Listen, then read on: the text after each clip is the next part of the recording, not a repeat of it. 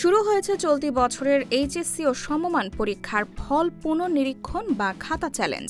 আজ শুক্রবার 17 অক্টোবর শুরু হয়ে আগামী 23 অক্টোবর পর্যন্ত চলবে এই আবেদন। তবে এবার আবেদন পদ্ধতিতে পরিবর্তন এসেছে। ঢাকা মাধ্যমিক ও উচ্চ মাধ্যমিক শিক্ষা বোর্ডের এক বিজ্ঞপ্তিতে জানানো হয়, পুনর্নিরীক্ষণের আবেদন শুধুমাত্র অনলাইন মাধ্যমে করা যাবে। শিক্ষা বোর্ড, শিক্ষা মন্ত্রণালয় বা অন্য কোনো অফিসে সরাসরি আবেদন গ্রহণ করা হবে না। International Standard University, New Dimensions in Education. নতুন নিয়মে আবেদন করবেন যেভাবে। নতুন নিয়মে এসএমএস এর বদলে ওয়েবসাইটে প্রবেশ করে ফল পুনর্নিরীক্ষণ বা খাতা চ্যালেঞ্জের আবেদন করতে হবে শিক্ষার্থীদের।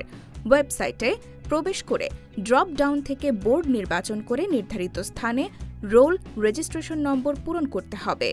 অতঃপর সাবমিট বাটনে ক্লিক করতে হবে। এরপর মোবাইল নম্বর দিতে হবে। পুনর্নিরীক্ষণের ফলাফল প্রকাশিত হলে এ নম্বরে এসএমএস পাঠানো হবে। পরবর্তী স্ক্রিনে শিক্ষার্থীর বিষয়ভিত্তিক ফলাফল দেখা যাবে। ফি পরিশোধের নিয়ম। এক বা একাধিক বিষয়ে ফলাফল পুনর্নিরীক্ষণের জন্য বিষয়গুলো নির্বাচন করে ফি প্রদান করুন বাটনে ক্লিক করতে হবে। প্রতিটি পত্রের জন্য 150 টাকা হারে ফি দিতে হবে। দ্বিপত্র বিশিষ্ট যেমন বাংলা প্রথম পত্র ও বাংলা দ্বিতীয় পত্র বিষয়ের ক্ষেত্রে উভয় পত্রের আবেদন করতে হবে।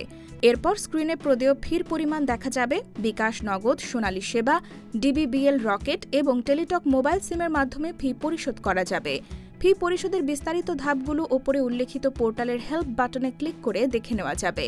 ফি পরিশোধ করতে আবেদনের পোর্টালে এসে জমা দিন বাটনে ক্লিক করতে হবে। ফি প্রদান করে একবার আবেদন জমা দেওয়ার পরে আরও বিষয় যুক্ত করতে চাইলে একইভাবে তা করা যাবে। তবে এক্ষেত্রে নতুনভাবে মোবাইল নম্বর দেওয়ার প্রয়োজন হবে না। ফি পরিশোধের আগেই যদি আবেদন পরিবর্তন বা পরিমার্জনের প্রয়োজন হয়, সেক্ষেত্রে মুছে ফেলুন বাটনে ক্লিক করে নির্বাচিত বিষয়গুলো, যেগুলোর জন্য এখনও ফি প্রদান করা হয়নি, তা প্রত্যাহার করা যাবে এবং নতুন করে বিষয় নির্বাচন করা যাবে। তবে একবার ফি জমা দিলে আবেদন করা বিষয়গুলো আর বাতিল করা যাবে না।